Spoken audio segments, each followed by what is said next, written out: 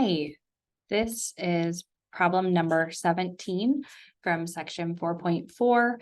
This is a mean value theorem problem. I'm Amanda Olson at MCC. This is Math 2410. So in this problem, it says to find the values of C guaranteed by the mean value theorem for integrals over the function over the given interval. So directions play a key role in this. They're asking us to find the values guaranteed by the mean value theorem. So what I did is I pulled up the mean value theorem over here. And what the mean value theorem says is it says for f continuous over a closed interval AB, then there exists a number C in that interval from A to B such that the antiderivative from A to B of f of x dx, that definite integral, is equal to f of c times b minus a. So we'll just assume that we're guaranteed it because it says that we are, and really the only criteria is that f is continuous over that closed interval, which is pretty easy to check. So then we want to find, so a couple things. We have f of the antiderivative of f of x dx equal to the equation f of c times b minus a.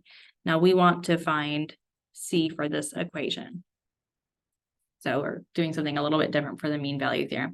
All that we're doing is we just want to find that value of c. So this is different than what you've been looking for c in chapter 3, which was a critical number. All right, so let's kind of go and plug in some stuff that we do. So on the left-hand side, we have our a and b, which is going to be negative pi over 3 to pi over 3 cosine of x dx. And then on the right-hand side, we have cosine of c, because we have f of c.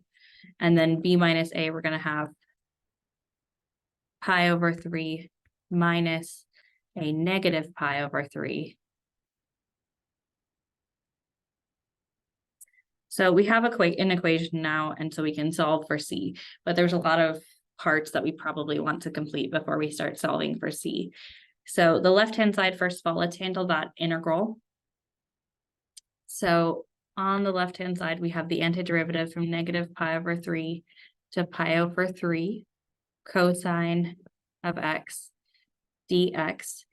The indefinite or antiderivative of cosine of x with respect to x is going to be just sine of x. And then we'll evaluate it from x equals negative pi over 3 to x equals pi over 3. So then plugging this in, we have sine of pi over 3 minus sine of negative pi over 3. Because we're dealing with the definite integral, we don't need to worry about the c, the constant c, the capital C. So what I did is I pulled up the unit circle. You definitely would have that on the exam. I definitely, if you don't have it memorized, then I recommend having it close by. So sine of pi over 3, we get square root 3 over 2, and then sine of negative pi over 3 is going to be equal to, sine's an odd function. This is going to be the negative of square root 3 over 2. Okay, so you can either use the fact that it's an odd identity, or you can, use the unit circle as well and go negative pi over 3. Either way, we end up with this equaling just square root 3, or you could have 2 square root 3 over 2, which is just going to simplify to be root 3. Now keep in mind, the value of this antiderivative is just the left-hand side, so that's just square root 3. So we haven't found anything else. We want to find cosine of c. We can simplify the right-hand side a little bit, though. This pi over 3 minus a negative pi over 3, that's going to be a 2 pi over 3. From there, it can help us to solve for c by multiplying both sides. by 3 over 2 pi, or dividing by 2 pi over 3. Oops, divide by it or multiply by the reciprocal, but I do this correctly. 2 pi over 3. Okay, so then on the left-hand side now, we have 3 square root 3 over 2 pi equals cosine of c. So finding that c value at this point, we're going to use the inverse cosine function. It's probably not going to be exact because we've got pi in there, and that's just isn't an output of, it's not a common output for the inverse cosine function, or for the cosine function. So the inverse cosine function, it doesn't have an exact input. So we can certainly simplify, I guess, that left-hand side first. Let's or approximate it, I guess, not simplify. Let's approximate it. So we have 3 times the square root of 3 divided by 2 pi. And, you might have slightly different depending on what you use for your approximations. For me, for my approximations, I get about 8.1621 for the left-hand side. So that's approximately cosine of c, but remember, we want to find c. So then now we're going to just take the inverse cosine of both sides. We take the inverse cosine of the left and the right.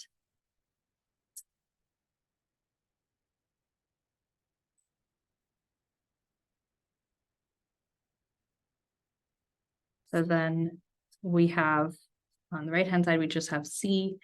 And if I take the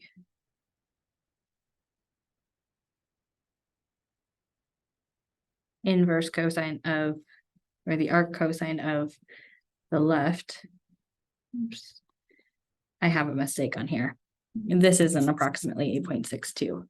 That's my problem. But okay, so this is 0.827.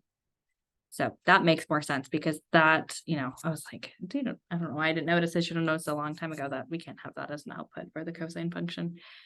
So we have 0.827, and when I take the arc cosine of that should give us a real result because it's between 0 and 1, or negative 1 and 1.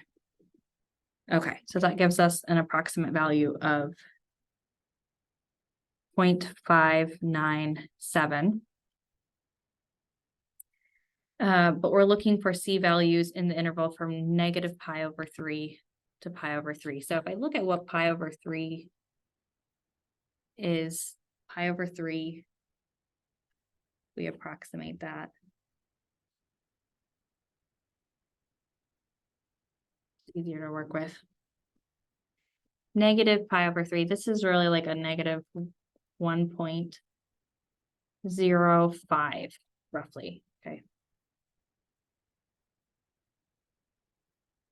So definitely this 0.597 lies in between there, but we want to see, is there any other c value? So if I look at on the unit circle, if I think of the unit circle, and I have, this is a really poor drawing. Should have just pulled up the unit circle. Okay, so we have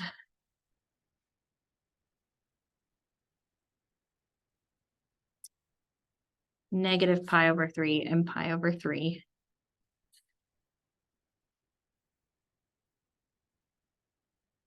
Pi over 3 and negative pi over 3. Then this 0.597 or 0.82 is going to lie kind of in between here. And so we're going to have an equal x value when we deal with the negative of the equivalent angle.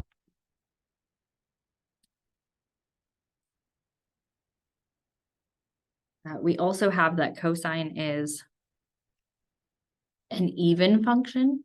So cosine is equal to cosine of negative c. So if we have negative 0.597, or if we go that negative degree over, we also get cosine of that is going to equal 0.827.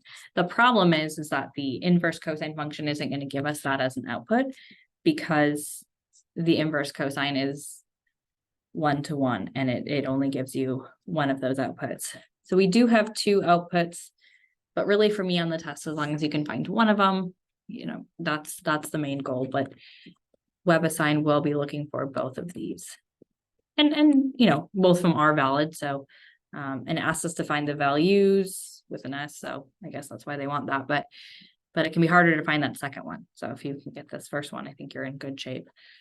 All right, thank you.